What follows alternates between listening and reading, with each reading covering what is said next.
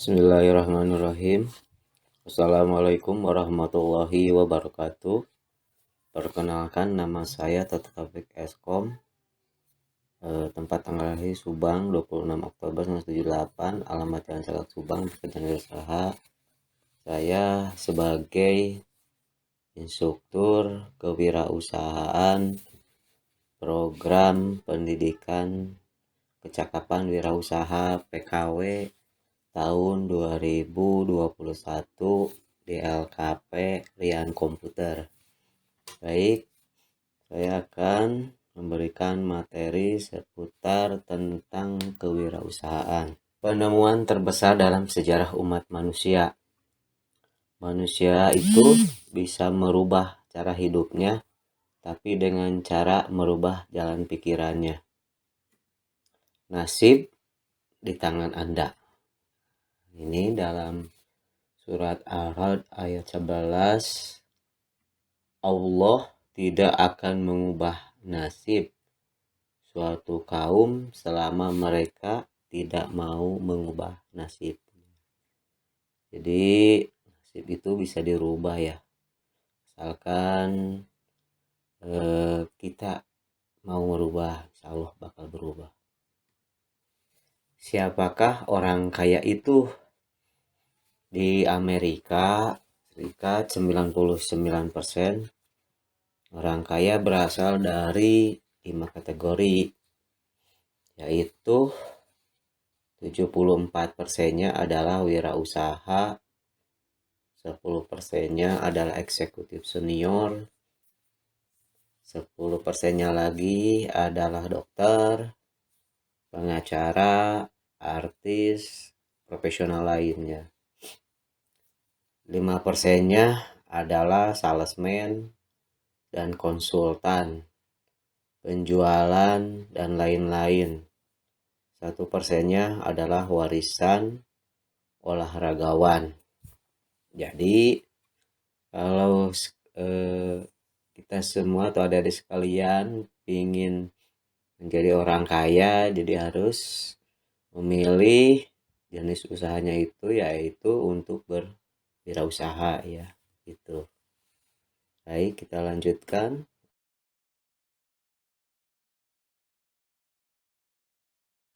Pengertian kewirausahaan.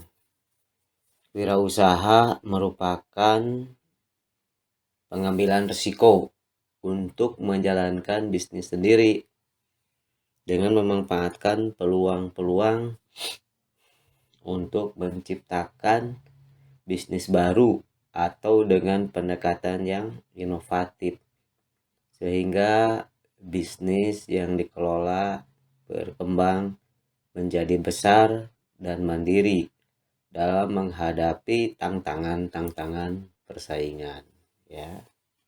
Itu mengenai pengertian kewirausahaan. Proses kewirausahaan. Secara umum, tahap-tahap melakukan wirausaha. Yang pertama yaitu tahap memulai. Tahap di mana seseorang yang berniat untuk melakukan usaha mempersiapkan segala sesuatu yang diperlukan. Diawali dengan melihat peluang usaha yang baru, yang mungkin apakah membuka usaha baru, melakukan akuisisi, atau melakukan processing. Juga memilih jenis usaha yang akan dilakukan. Apakah di bidang pertanian, industri, atau manufaktur, atau produksi, atau jasa. Yang kedua, di mana yang kedua ini adalah tahap melaksanakan usaha atau diringkas dengan tahap jalan-jalan. Tahap ini seorang wirausahawan mengelola berbagai aspek yang terkait dengan usahanya, mencakup aspek pembiayaan, SDM, kepemilikan, organisasi, kepemimpinan, yang meliputi bagaimana mengambil risiko dan mengambil keputusan. pemasaran, melakukan evaluasi. Yang ketiga, mempertahankan usaha. Tahap di mana wirausahawan berdasarkan hasil yang telah dicapai, melakukan analisis perkembangan yang dicapai untuk ditindaklanjuti sesuai dengan kondisi yang dihadapi. Yang keempat, mengembangkan usaha. Tahap di mana jika hasil yang diperoleh tergolong positif atau mengalami perkembangan atau dapat bertahan, maka perluasan usaha menjadi salah satu pilihan yang mungkin diambil. Baik, kita lanjutkan. Ini ada beberapa ciri-ciri dan watak wirausaha. Ciri yang pertama yaitu satu, percaya diri. Wataknya yaitu keyakinan, ketidaktergantungan, individualis, dan optimisme. Yang kedua, berorientasi pada tugas dan hasil. Kebutuhan untuk berprestasi, berorientasi, laba, ketekunan, dan ketabahan. Tekad, kerja keras, mempunyai dorongan kuat, energetik, dan inisiatif. Yang ketiga, pengambilan risiko. Wataknya itu kemampuan untuk mengambil risiko yang wajar dan suka tantangan. Yang keempat yaitu kepemimpinan, perilaku sebagai pemimpin, bergaul dengan orang lain, menanggapi saran-saran dan kritik. Itu ya, ciri kepemimpinan. Yang kelima, keorisinilan. Wataknya itu inovatif dan kreatif serta fleksibel. Yang keenam, berorientasi ke masa depan. Pandangan ke depan, perspektif. Menumbuhkan mental wirausaha melalui proses berkelanjutan. Yang pertama yaitu belajar. Jadi pertama itu belajar. Yang kedua selanjutnya yaitu berlatih. Kemudian berikutnya yaitu bertindak. Selanjutnya yaitu sukses berkelanjutan. Potensi kewirausahaan dalam diri seseorang. Yaitu yang pertama harus memiliki karakteristik kewirausahaan. Jadi harus memiliki karakter.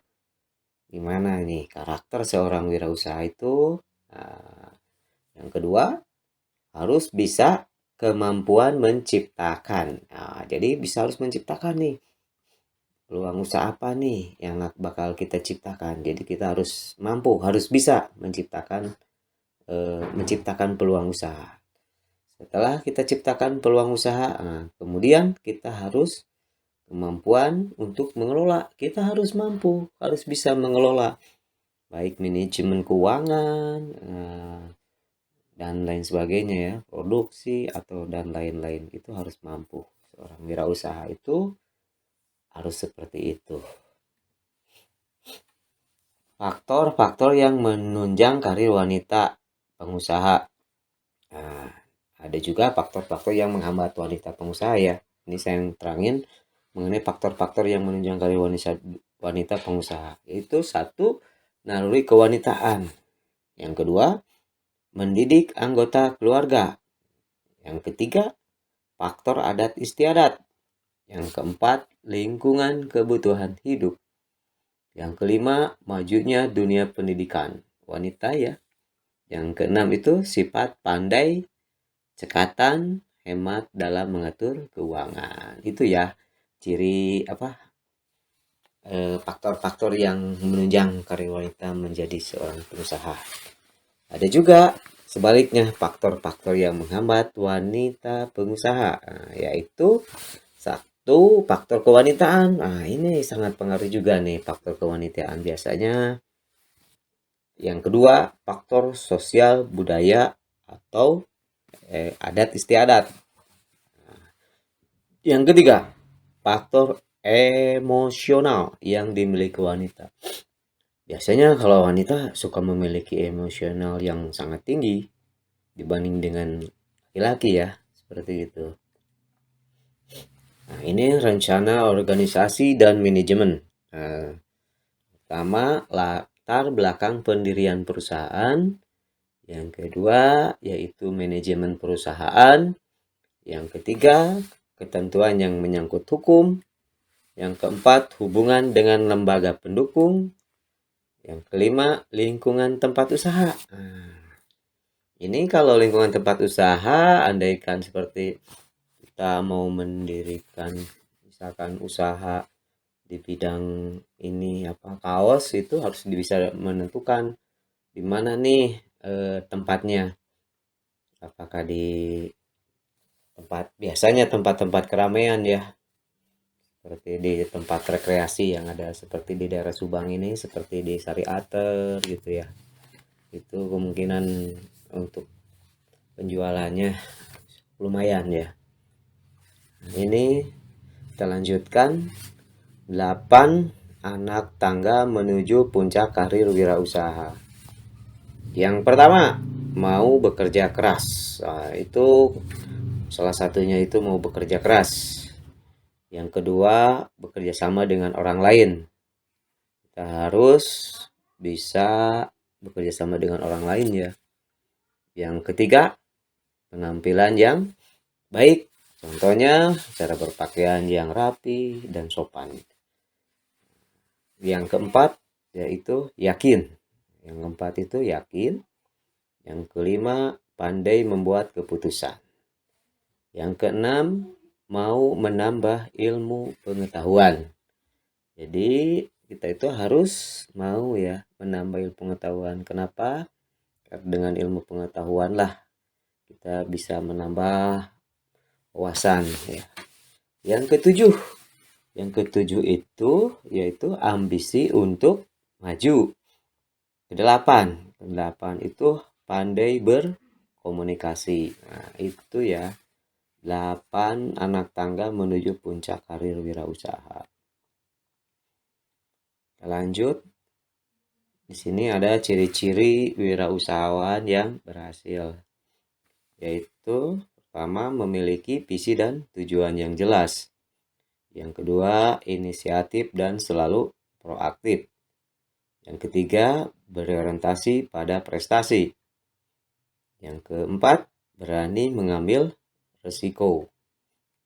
Yang kelima, kerja keras. Yang keenam, bertanggung jawab terhadap segala aktivitas yang dijalankannya. Berapa ini? Yang ketujuh ya. Komitmen pada berbagai pihak. Yang kedelapan, mengembangkan dan memelihara hubungan baik dengan berbagai pihak. Perbandingan keuntungan dan kerugian berwirausaha dibanding dengan menjadi pekerja. Keuntungannya, seorang wirausaha yang pertama tidak bergantung kepada orang lain.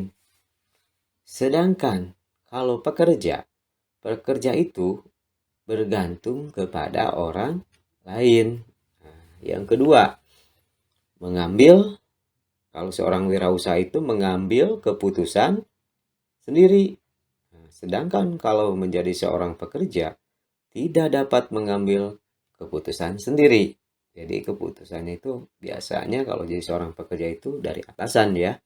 Beda dengan seorang wirausaha, itu kita sebagai pengusaha bisa mengambil keputusan sendiri.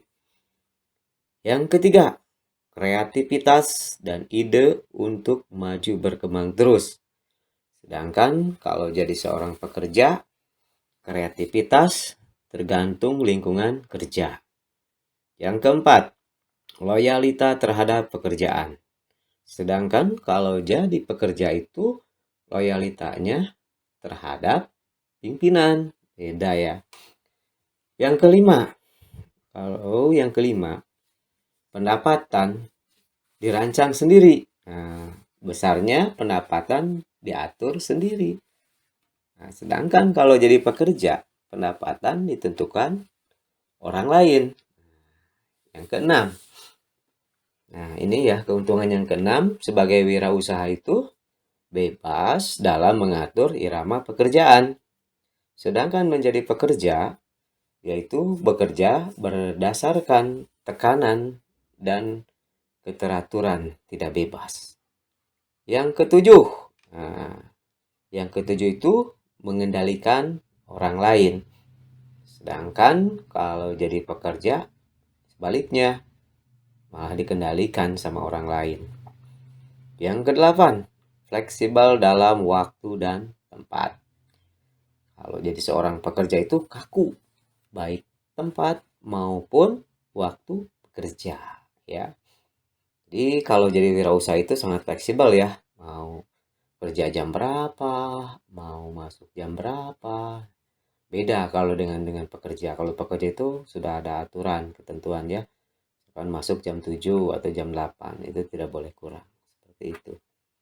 Selanjutnya yang kesembilan, yaitu kalau jadi seorang wirausaha itu aturan sederhana. Nah, sedangkan kalau jadi pekerja itu aturan ketat. Baik, kita lanjut. Nah, ini yang ke-10, birokrasi pendek dan mudah. Sedangkan kalau jadi pekerja itu birokrasi panjang dan rumit. Ke-11, prestasi pegawai dihargai, misalnya bonus tahunan, tunjangan prestasi, dan lain-lain. Yang kalau pekerja, prestasinya dan yang tidak berprestasi cenderung dihargai sama. Nah, ini yang terakhir ya, yang ke-12. Jadi kalau seorang berwirausaha itu sangat berpeluang besar ya menjadi orang kaya. Sedangkan kalau jadi pekerja itu sulit ya, sulit untuk menjadi orang kaya. Selanjutnya, tadi keuntungannya, sekarang kita akan bahas mengenai kerugiannya. Nah, ini ada keuntungan dan kerugian. Kerugiannya, kalau wirausaha itu, yang pertama, kalau ada resiko ditanggung sendiri. Kalau pekerja, kalau ada resiko ditanggung oleh kantor atau perusahaan. Yang kedua, mungkin mudah berganti bidang bisnis. Kalau jadi pekerja, cenderung tetap dalam satu bidang. Yang ketiga, nah ini kerugiannya ketiga, butuh modal atau sumber daya yang harus disiapkan sendiri. Sedangkan kalau jadi pekerja, modal atau sumber daya disiapkan atau ditanggung oleh perusahaan atau kantor. Yang keempat, dibutuhkan kemampuan membaca dan keberanian mengambil peluang yang tumbuh di masyarakat untuk pengembangan usaha. Sedangkan kalau jadi pekerja, kemampuan membaca peluang tidak dituntut bagi karyawan. Yang kelima, jika kurang perhitungan, pengendalian keuangan sendiri berisiko pada kegagalan usaha. Sedangkan kalau seorang pekerja itu pengendalian keuangannya ada di perusahaan. Nah, baik, itulah beberapa contoh ya mengenai keuntungan dan kerugian berwirausaha. Baik, kita lanjut. Ini ada keyakinan diri, kemampuan yang kuat, motivasi yang sukses dapat dibangun dengan merenungi kalimat-kalimat dan baik-baik berikut ini. Pertama, hari ini aku bekerja di tempat orang lain. Besok lusa orang bekerja di tempat aku. Hari ini memeras keringat, menjemur diri. Besok lusa berada di ruangan ber-AC. Hari ini aku mengharap belas kasih. Besok lusa aku memberi belas kasih. Hari ini aku diperintah. Besok lusa aku memerintah. Hari ini aku menjadi makmum ekonomi. Besok lusa aku menjadi imamnya. Hari ini aku menerima zakat. Besok lusa aku membayar zakat. Hari ini aku menyandung gaji. Besok lusa aku membayar gaji. Hari ini aku menjadi kuli kasar. Besok lusa bergelar majikan dan saudagar. Nah, itu ya. Ada beberapa kata-kata yang baik yang bisa kita renungkan. Nah, ini kita itu yang pertama itu harus mempunyai impian. Di mana kita harus bermimpi. Wah, saya ingin jadi orang sukses. Saya ingin jadi orang kaya gitu kan. Kita harus berawal dari mimpi dulu ya. Setelah bermimpi, terus kita komitmen. Setelah komitmen, baru kita action. Nah, setelah action, selanjutnya konsisten. Setelah konsisten, sukses. Ya. Jadi pertama, saya ulangi lagi, harus mempunyai impian. Yang kedua, harus komitmen. Yang ketiga, harus action. Yang keempat, harus konsisten. Dan kelima, sukses. Nah, sekian ya action deh. Jadi terima kasih. Mungkin itu yang bisa saya sampaikan untuk di materi kewirausahaan. Mudah-mudahan berguna dan bermanfaat. Sekian, terima kasih. Wabillahi taufiq walhidayah. Assalamualaikum warahmatullahi wabarakatuh.